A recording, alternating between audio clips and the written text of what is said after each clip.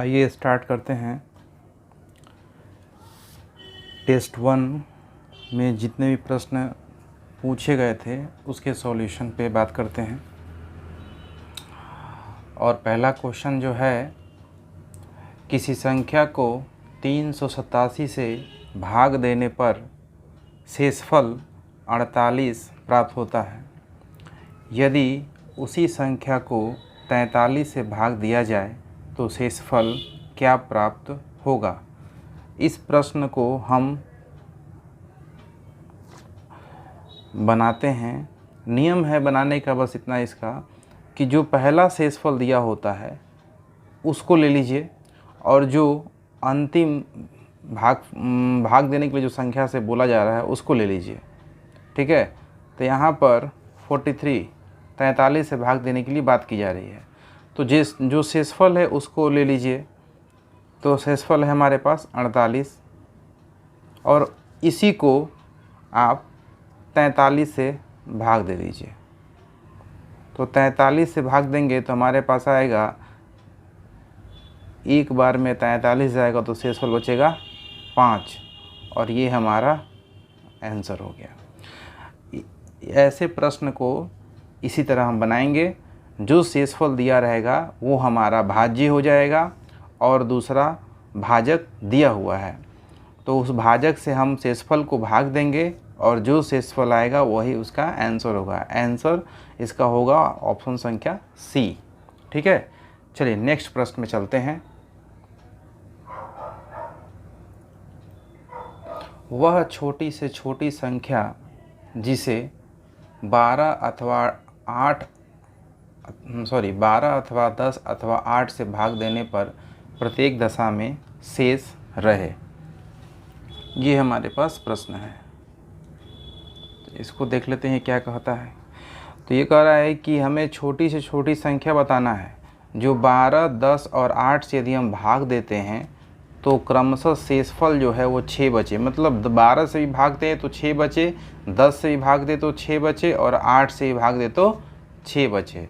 ऐसे प्रश्न को बनाने के लिए सबसे पहले हम उन नंबर्स की एलसीएम निकालते हैं जो दी गई होती है। यहाँ पर 12, 10 और 8 ये दिए गए हैं संख्या है और ये हमारे भाज्य हैं। तो जितने भी भाजक हैं ये सब भाजक हैं। देखिए 12 से 10 से 8 से भाग देने की बात बोली जा रही है क्वेश्चन में, तो ये सभी हमारे क्या हैं, भाजक हैं। तो जितने भी भाजक दिए हुए हैं उनका हम एलसीएम निकाल लेंगे, लौसा निकाल लेंगे, लघुत्तम समापवर्तक निकाल लेंगे।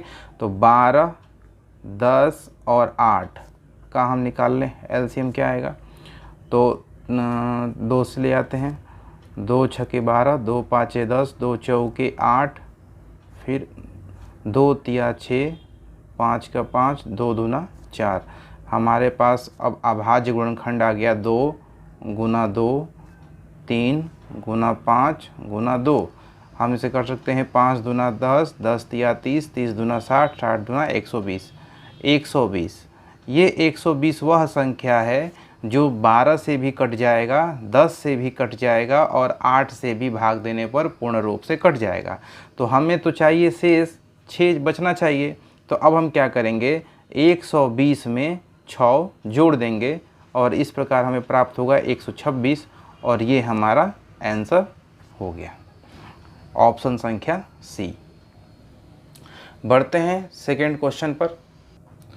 प्रश्न संख्या 3, किसी संख्या में 2 अंक हैं और यदि अंकों के स्थान बदलने से बनी संख्या को प्रारंभिक संख्या में जोड़ा जाए तो इस प्रकार प्राप्त परिणामी संख्या अर्थात योगफल किस संख्या से अवश्य विभाजित होगा। ये इस प्रश्न में कह रहा है कि 2 अंक की एक संख्या है और उनके अंक को आपस में बदल देते हैं। ऐसे एग्जाम्पल के रूप में समझिए। देखिए, मान लिया हमने 2 अंक की संख्या है 52। ठीक है, इस 52 में हमने अंक को चेंज कर दिया, मीन्स पहले 2 लिख दिया और फिर 5 कर दिया, अंक के स्थान बदल दिया हमने। 52 था अब 25 हो गया अंक का स्थान बदलने पर। यहाँ इस पहले नंबर पे 5 दहाई अंक पे था, अब बदल दिए तो वो इकाई स्थान पे चला गया, 2 जो है वो इकाई स्थान पे था, और जब बदल कर दूसरी संख्या बनाई गई तो उसमें दहाई अंक पर 2 चला गया, ये बदल गया। अब कहता है इन दोनों संख्याओं का योग यदि हम करते हैं, यानी 52 + 25, तो हमारे पास जो योगफल आएगा वो किस नंबर से कटेगा। तो 77 किस नंबर से कटेगा, ना 9 से कटेगा, ना 5 से कटेगा, ना 3 से कटेगा, वो किससे कटेगा, 11 से।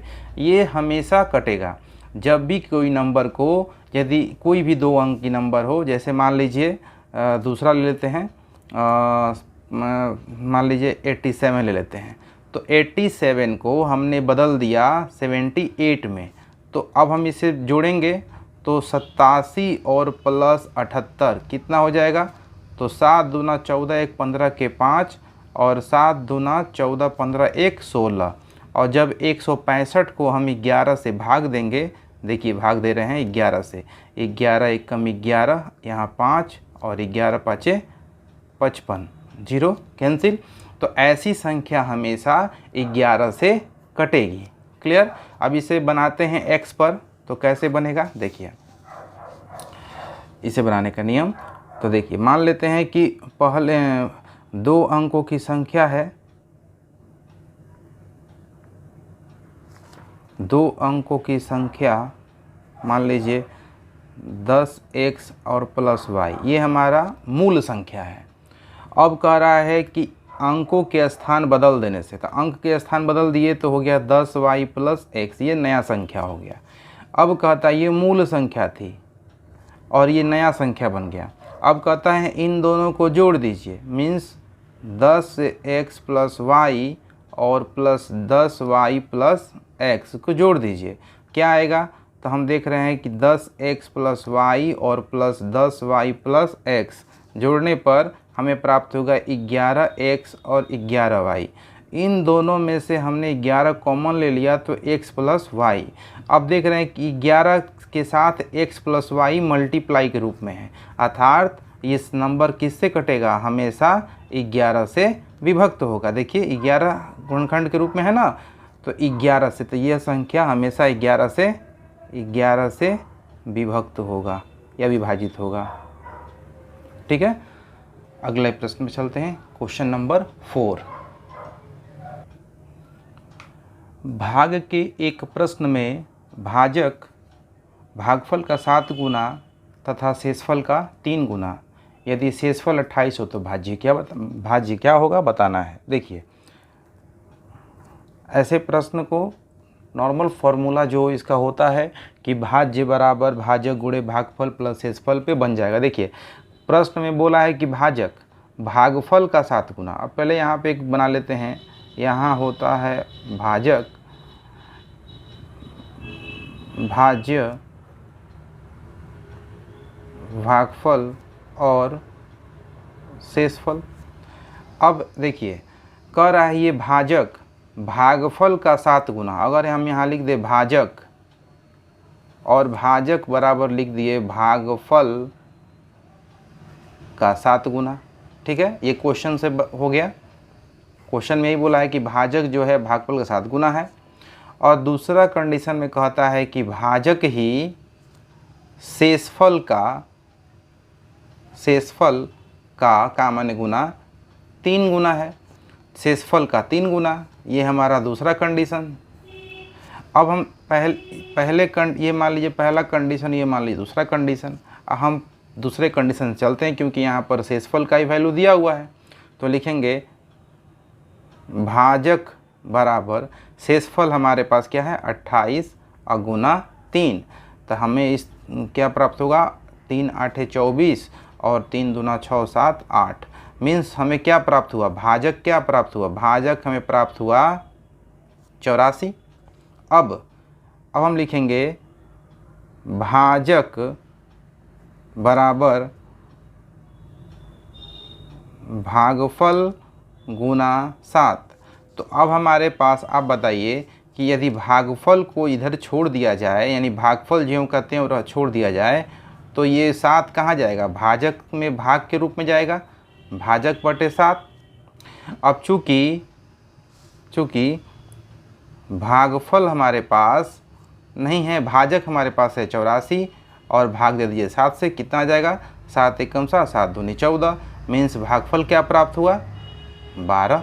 ठीक है, अब पूछा है कि भाज्य बताइए, तो भाज्य बराबर क्या होता है, तो भाज्य बराबर होता है भाजक गुना भागफल प्लस शेषफल।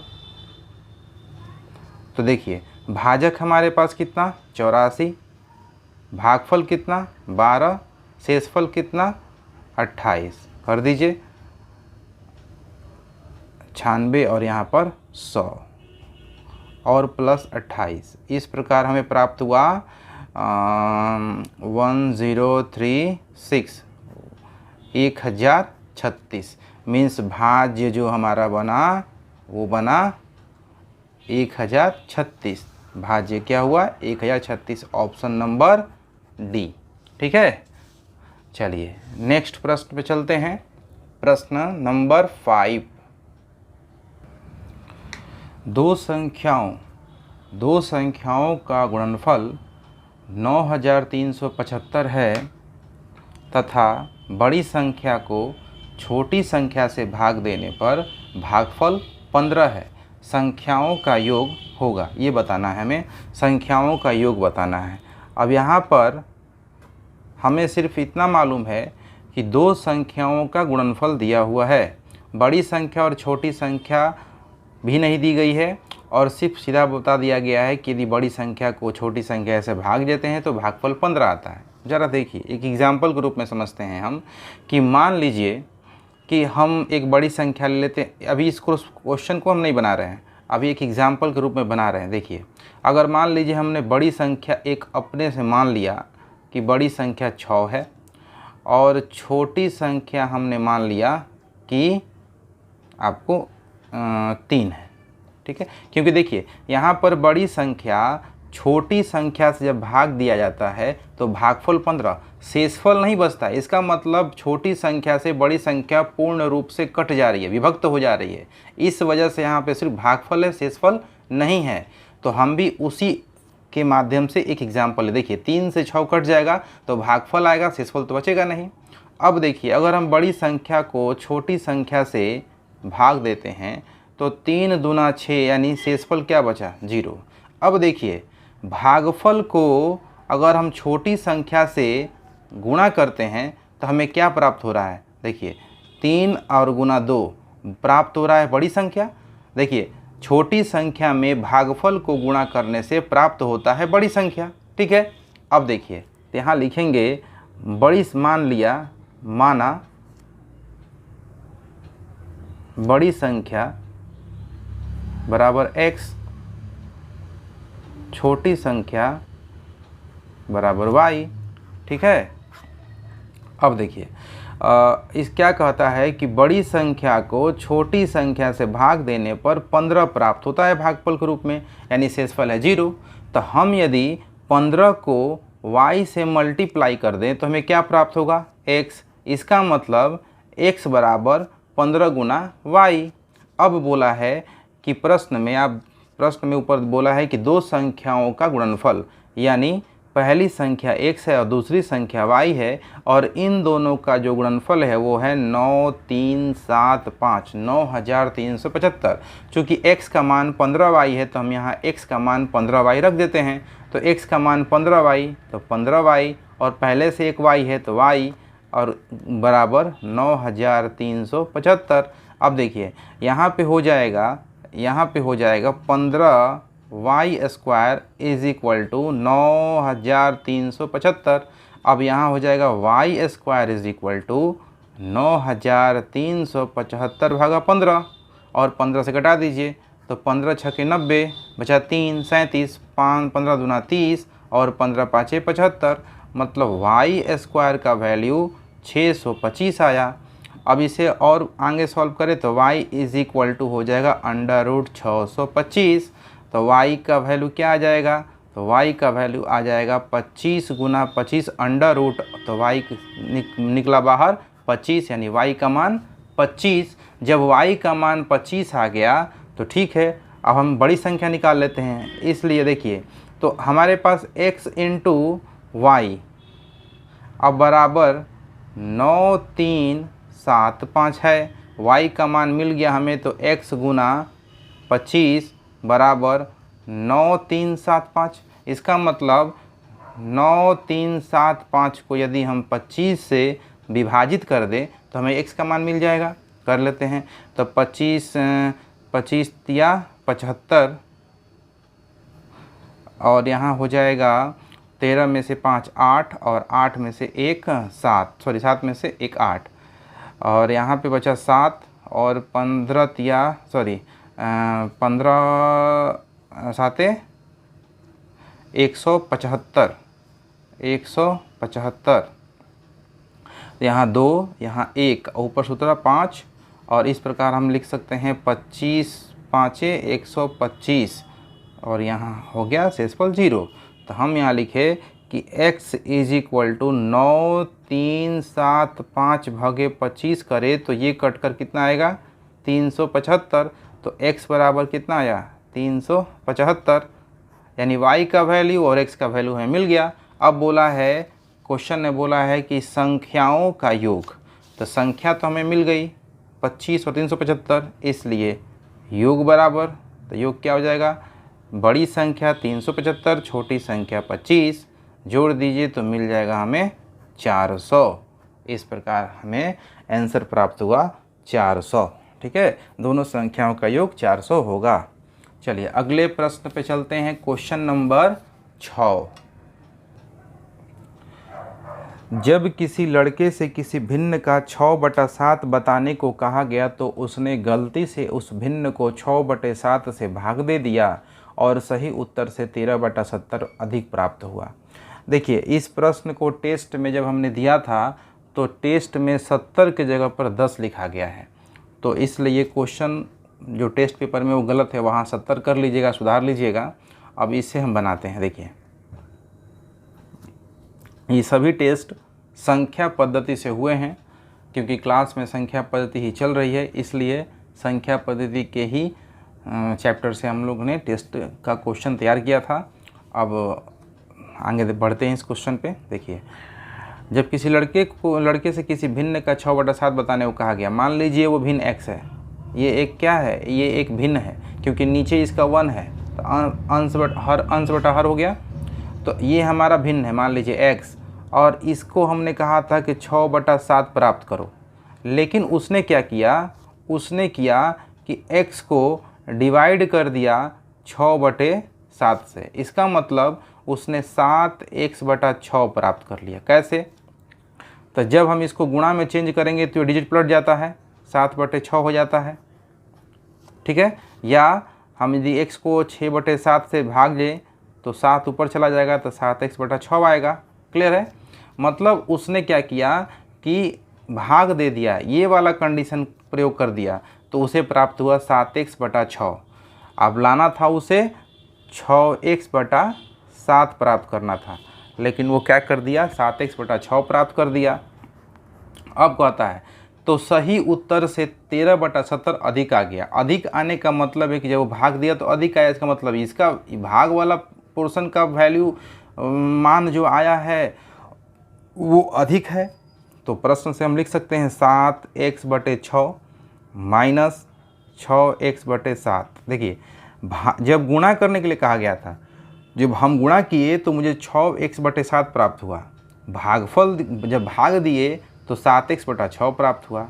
अब कहा गया था उसे गुणा करने के लिए, लेकिन उसने भाग दे दिया। जब उसने भाग दिया तो जो सही आंसर आना था वो ना आकर 13/70 अधिक आ गया। अधिक आने का मतलब कि ये बड़ा है, भाग देने वाला पोर्शन जो है वो बड़ा है गुणा करने वाले से, तो इसलिए मैंने गुणा करने वाले को इधर लिखा और बड़े भाग वाले को इधर लिखा। और इन दोनों में जो अंतर अधिक जो आया है वो है 13/70। अब इन दोनों का एलसीएम निकाल दे तो हो जाएगा 42। 6 7 42, 7 7 49x, 7 6 42 36x बराबर 13/70। इसे हम लिख सकते हैं 13x/42 बराबर 13/70।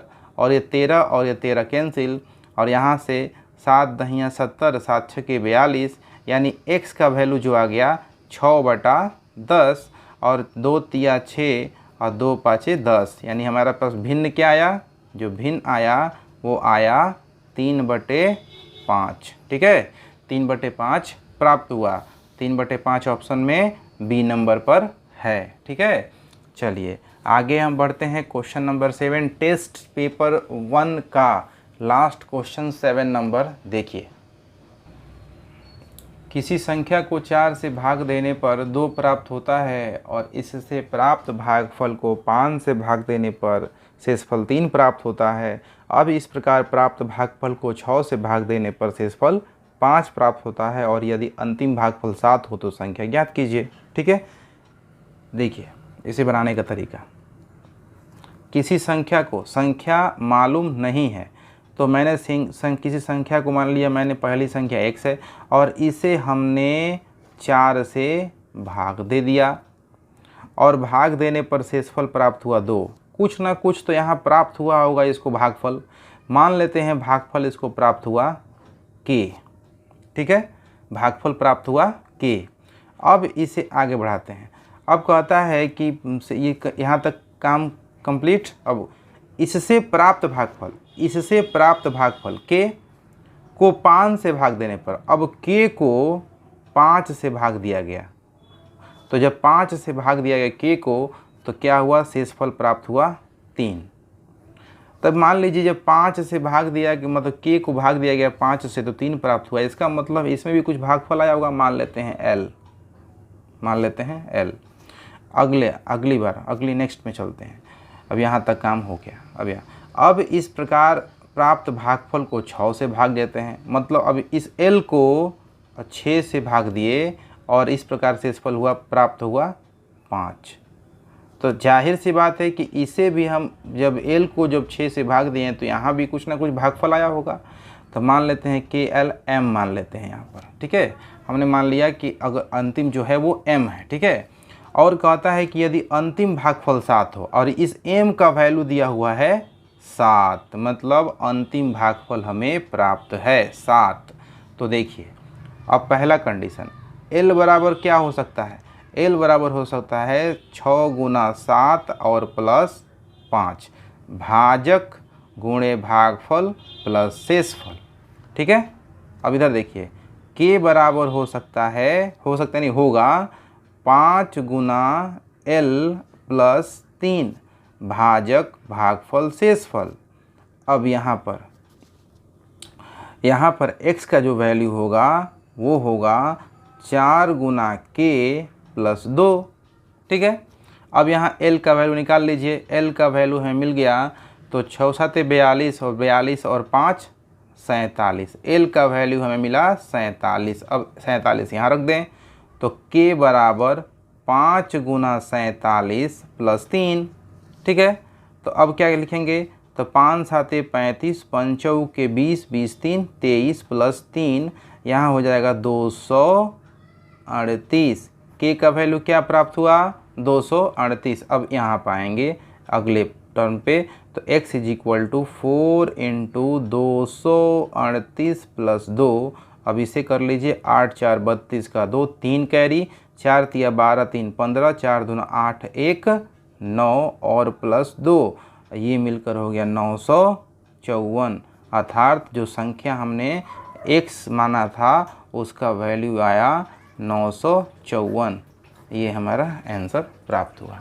ठीक है, चलिए इस प्रकार हमारा टेस्ट 1 का क्वेश्चन जो था, 7 क्वेश्चन जो टेस्ट में हमने लिया था उसका सारा सॉल्यूशन हमने कंप्लीट कर दिया। अब हम लोग सोमवार से क्लास अपना स्टार्ट करेंगे कंटिन्यू। ठीक है, तब तक के लिए धन्यवाद।